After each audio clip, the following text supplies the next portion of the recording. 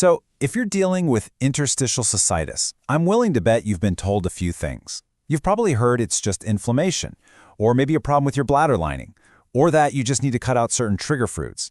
And look, if that were the whole story, we have to ask ourselves a really important question. Why do the symptoms always seem to come back? I mean, why do antibiotics sometimes feel like they're helping a little bit, but they never really fix the problem for good? And why, after all the pain, all the frustration, do your lab tests keep coming back normal? Well, the answer is pretty simple. Interstitial cystitis is not just a bladder condition, not even close. You know, the explanations we usually get are just scratching the surface. When you put the common ideas next to the deeper reality, you start to see what's really going on. It's not just your bladder lining. It's a full-on multi-system breakdown. It's not just trigger foods. It's a whole process happening deep beneath the surface. And in this explainer, we're going to uncover that pattern. All right, so first things first, we have to zoom out. We have to look way beyond the bladder itself because this is truly a whole system problem. This is absolutely crucial to understand. The pain, that urgency, the frequency, everything you're feeling in your bladder, that's actually just the end result. Think of it as the downstream effect of dysfunction that's happening across multiple, interconnected systems in your body. Now, we're not talking about just one or two things. We're talking about a whole web of systems. Your immune system, your microbiome, your detox and coagulation pathways, even down to your nervous system and how your mitochondria are functioning. They are all talking to each other, and they're all potential drivers of what you're feeling. And this, right here, is why just focusing on the bladder never works in the long run. If you don't dig deeper and address these root causes, you just stay stuck in that maddening cycle. A flare, then some temporary relief, and then, boom, a relapse. Okay, so let's get into the first major clue that standard medical tests almost always miss. We're talking about the problem of protected, or what we call embedded, infections. Now, these are not your typical run-of-the-mill UTIs. No way. We are talking about bacteria that have figured out how to get inside the actual cells of your bladder wall. And once they're in there, they can go dormant. They just hide out, completely invisible to your immune system and to the antibiotics that are supposed to kill them. So how in the world does this happen? Well, it's basically a four-step process. First, the bacteria break into the cells.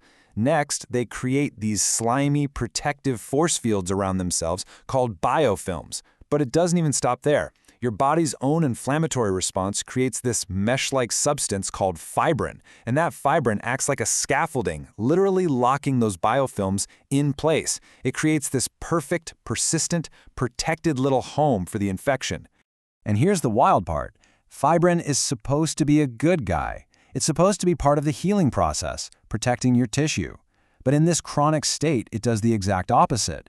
It becomes the very structure that anchors these shielded infections to your bladder wall, making it incredibly difficult for your body to ever clear them out. And when you understand this idea of protected infections, suddenly so much of the frustration starts to make sense, right? It's why your symptoms just hang on, even after you've tried treatments. It's why your urine cultures keep coming back negative. The bacteria are hiding. And it's why antibiotics might give you a little relief, but they can never deliver a lasting solution. But these protected infections, they don't just exist in a vacuum.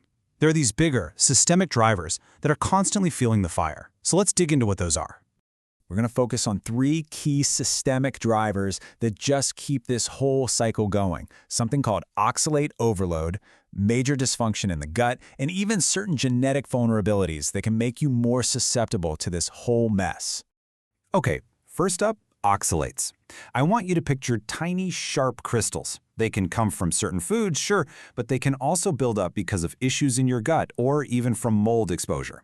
When you have too many, these crystals can deposit in your tissues, like your bladder wall, and they literally act like little shards of glass, directly triggering pain and inflammation.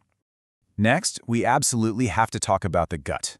When your gut health is compromised, you might have heard the term leaky gut. It allows these inflammatory particles from bacteria, called endotoxins or LPS, to escape into your bloodstream. And once they're circulating, they trigger this massive body-wide inflammatory and coagulation response, which is the exact same response that creates that fibrin scaffolding we were just talking about. See how it's all connected?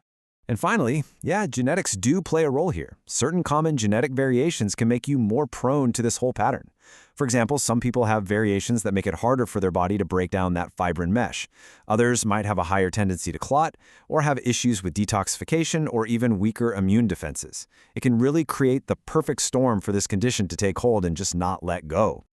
Okay, so we have all these different pieces of the puzzle. Let's step back and put them all together now so we can map out the big picture of what's really driving IC. We really have to reframe how we think about this. It helps to think of IC like an iceberg. The bladder pain, the urgency, that's just the tip that you can see. But beneath the surface, it's this incredibly complex, multi-layered condition involving chronic infections, biofilms, that fibrin mesh, oxalates, gut problems, and immune and genetic factors, all working together. And here it is. This is the aha moment. This is the root cause loop. It so often starts with gut dysfunction, which releases those endotoxins. That triggers systemic inflammation, which then activates your coagulation system. That coagulation creates the fibrin and biofilm environment, which protects infections, and that ultimately leads to the bladder symptoms you feel. It is a vicious, self-perpetuating cycle. So if there is one thing you take away from all this, let it be this. Your interstitial cystitis is not random. It is not just some horrible bad luck. It is a predictable, understandable pattern of dysfunction that's happening inside your body. And this is where things get really hopeful.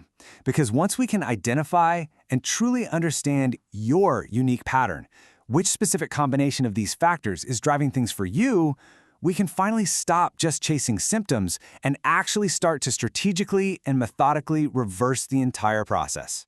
So, the final question is really for you. Now that you've seen how all these pieces connect, are you ready to stop fighting the symptoms and start discovering the unique pattern that's at the very root of your IC?